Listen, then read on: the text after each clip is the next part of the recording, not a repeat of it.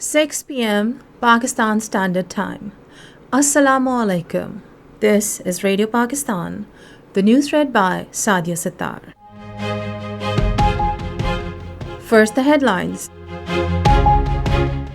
Prime Minister has termed his meeting with US President as highly constructive and productive. Pakistan and Uzbekistan have agreed to enhance bilateral parliamentary cooperation. Islamabad and United Nations Children's Fund have reiterated resolve to further strengthen cooperation for sustainable development.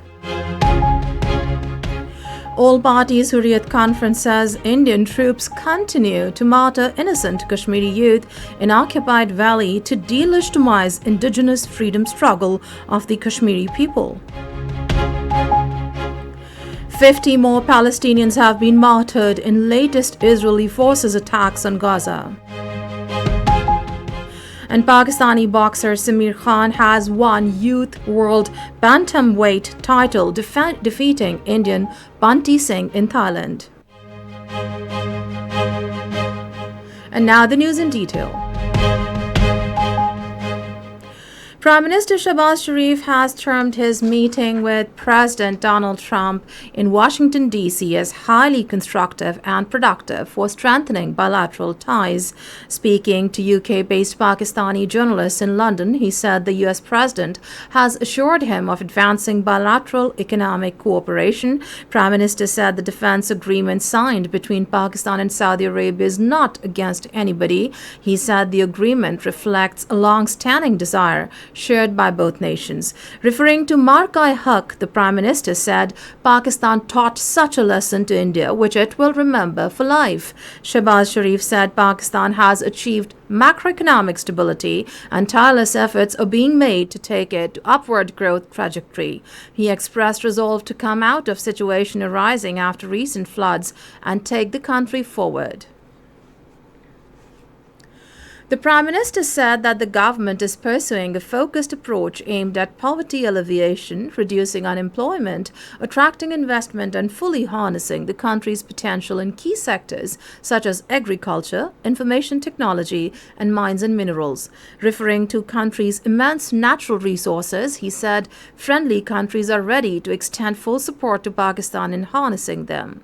He also alluded to greater coordination between political and military leadership, stating that they are on the same page.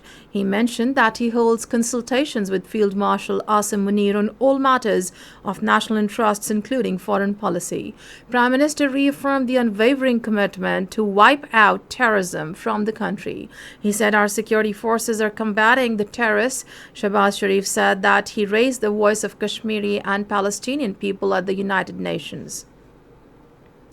Pakistan and Uzbekistan have agreed to enhance bilateral parliamentary cooperation and people-to-people contacts.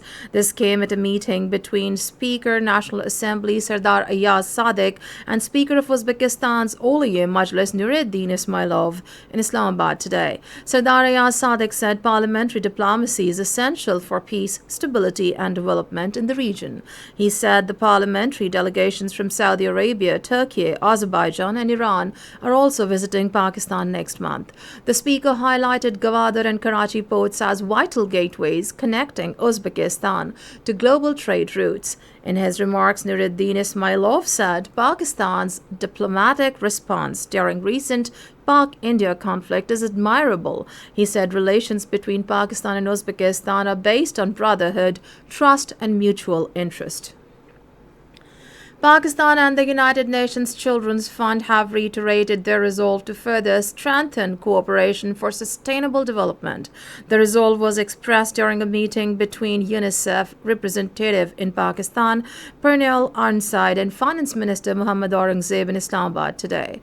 During the meeting, Finance Minister appreciated the technical support and knowledge transfer provided by UNICEF in Pakistan. He highlighted that climate change and population growth are the two existential challenges to Pakistan. Mohammad Aurangzeb stressed need for greater coordination in identifying priority areas and projects requiring interventions and in providing technical support and capacity building to the relevant ministries. Chairman Senate Syed Yusuf Raza Gilani says Pakistan's rice industry is playing a pivotal role in the national economy. Addressing the 17th Export Trophy Award ceremony in Lahore, he paid tribute to the services of farmers and exporters, particularly those involved in rice cultivation and trade. Chairman Senate emphasized need for maintaining global reputation through modern farming practices, greater investment in research, and the development of climate-resilient rice varieties. The Senate session has been summoned to meet at the Parliament House in Islamabad tomorrow at 4 in the evening. The House will discuss matters of national and international importance besides transacting legislative business. This is Radio Pakistan. Chairman Prime Minister Youth Program Rana Mashood Ahmed Khan says the government is introducing a national youth employment policy in the country. Talking to media in Lahore today, he said that under this policy, training will also be provided to youth in various languages. Rana Mashood emphasized that Pakistan's youth are highly talented and the government is committed to providing them with equal opportunities. Punjab Chief Minister Maryam Nawaz launched electric bus service in Faisalabad today. Addressing the inaugural ceremony, Maryam Nawaz said launch of Faisalabad's first electric bus service marks a new era of affordable and eco-friendly urban transport in the province. She said the project reflects provincial government's commitment to green initiatives, clean environment, and modern transport facilities for the people. She announced that initially 30 electric buses will operate on 7 major routes of the city with fare of 20 rupees. Maryam Nawaz Sharif also announced the launch of a modern metro bus project for Faisalabad to be completed this year. Governor Khyber Pakhtunkhwa Faisal Karim Kundi says the work on the construction of Chashma Lift Canal project will be launched soon.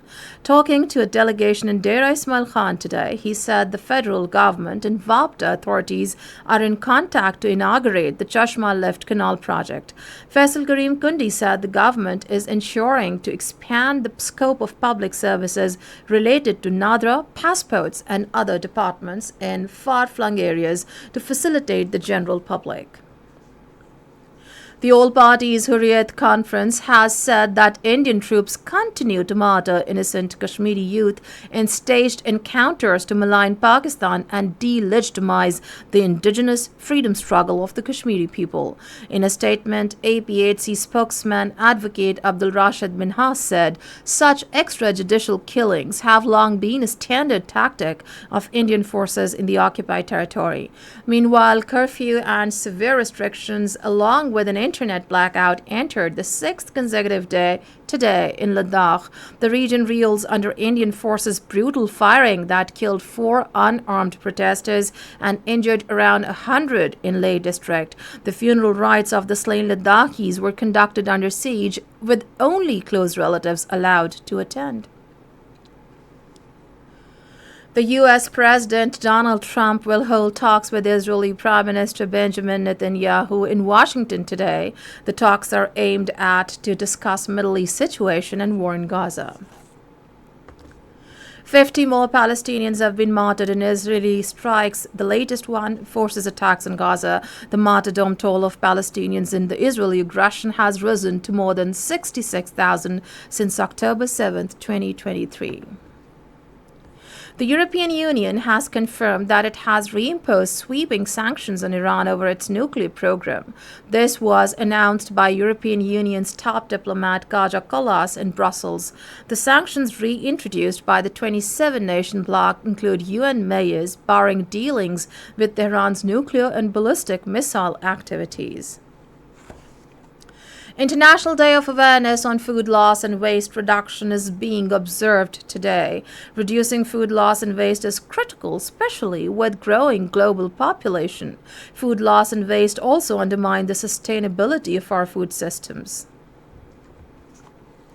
The rising boxing star Samir Khan has claimed the Youth World Bantamweight title by defeating his Indian opponent Bunty Singh in Thailand. This is the first time a Pakistani boxer has won this title. President Asif Ali Zardari has felicitated Samir Khan for his historic win in the Youth World Bantamweight competition. In his message of felicitation, the president said the record win of Samir Khan is a matter of pride for the entire nation. He said Samir Khan highlighted Pakistan's image at the global level by clinching the title.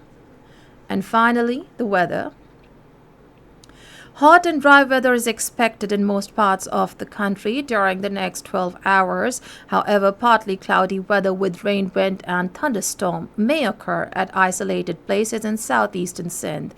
And that is the end of the news. For more news and analyses, log on to our website, radio.gov.pk, and also watch live video streaming of our bulletins on the link facebook.com, Radio Pakistan News Official.